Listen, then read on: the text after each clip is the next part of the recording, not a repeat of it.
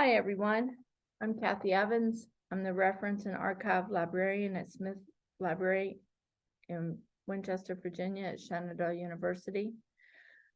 I began this role initially as a part-time reference librarian in 2020. Last year, I was awarded the responsibility of managing our archives and special collections. This poster demonstrates one student's research journey through what we didn't know when we began. It's an unrepresented history of students at the institution.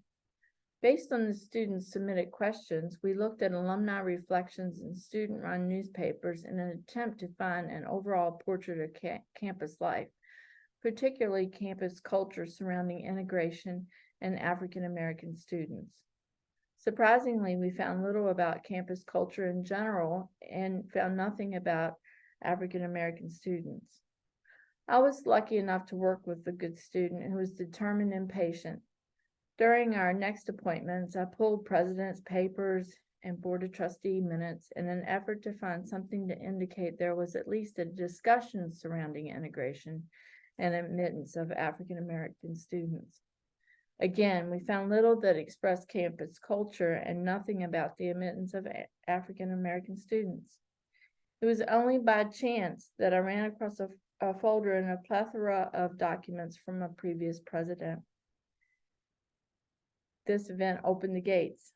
From one document in a past president's collection of miscellaneous items, we were able to see a favorable sentiment towards integration.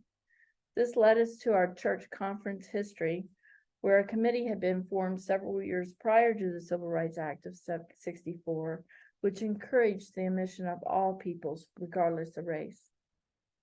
While it was disappointing to learn the institution did not admit African American students until after the passing of Civil Rights Act of '64, we now knew the sentiment, though lacking in action, was in favor of admission. We have always been a co-educational institution, and underrepresented people have been represented, but only minimally. Not only did this research confirm the value and need for our affiliated church history, this research cemented the need for more inclusive language in our finding aids and descriptions of our school's archival collections. Perhaps the most important lesson from these research sessions last spring is the need to continue to build the historical records of our underrepresented community. We are eager to build a more inclusive historic record of our institution through partnerships with Alumni Affairs and Advancement and various other organizations in our community. If you have any questions about this poster or my talk, please email me at kevans1@su.edu. Thanks for listening.